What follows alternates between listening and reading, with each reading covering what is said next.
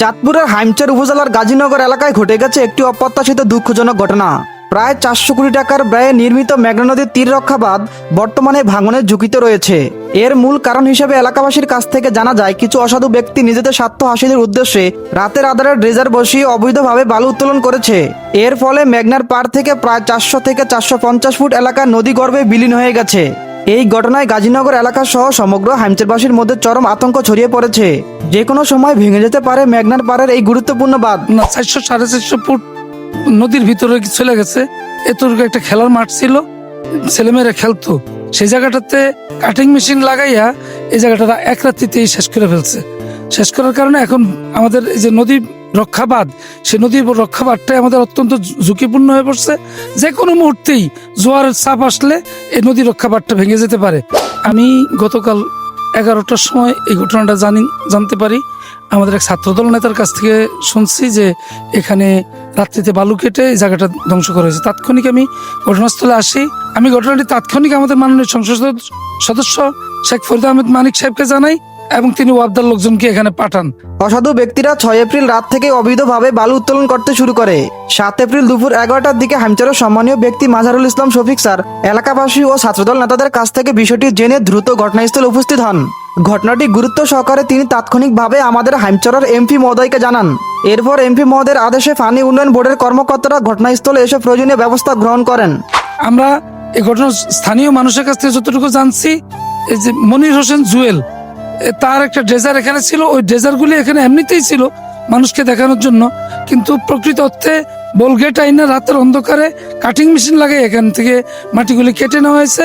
আমি যতটুকু শুনছি এই মাটি বালুগুলি আস্তর বালু বলে যেটাকে, ওইরকম দামি বালু ছিল এখানে, এই জন্য তারা এই বালুগুলি দ্রুত কেটে নিয়ে গেছে। এলাকাবাসী ও মাজারুল ইসলাম শফিক স্যারের ভাষ্যমতে এই অবৈধ বালু উত্তোলনের পেছনে মনিরুল ইসলাম জুয়েল ভাই এবং তার সহযোগীরা জড়িত আছে বলে অভিযোগ রয়েছে। এই এলাকার বালুর মান অত্যন্ত ভালো এবং দামি হওয়ার কারণে লোভের বশবর্তী হয়ে তারা এই কাজ করেছে বলে স্থানীয়দের ধারণা। পানি উন্নয়ন বোর্ড আসছে, পানি উন্নয়ন বোর্ডের নেতৃবৃন্দ একটি রেগুলার মামলা দায়ের করছে হাইমচার থানায়।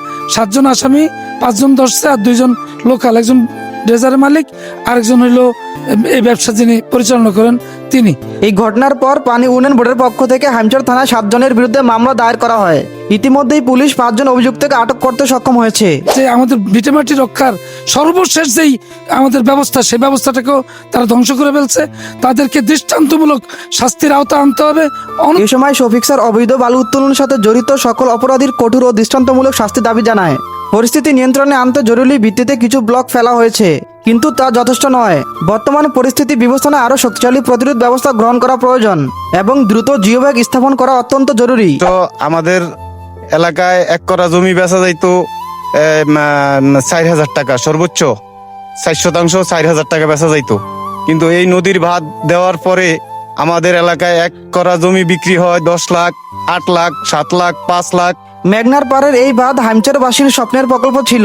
বাঁধ নির্মাণের পর এলাকার উন্নয়ন ঘটে এবং জমির দাম কয়েক গুণ বৃদ্ধি পায়। ফলে এই বাঁধ হাইমচরবাসীর জন্য আশীর্বাদ স্বরূপ হয়ে উঠেছিল। এই যে এই নদীরা যারা এই ডেজারে বালুগুলি কাটছে, আমি আওয়ামী লীগও বুঝি না, বিএনপিও বুঝি না, জাতীয় পার্টিও বুঝি না, জামাত ইসলামও বুঝি না।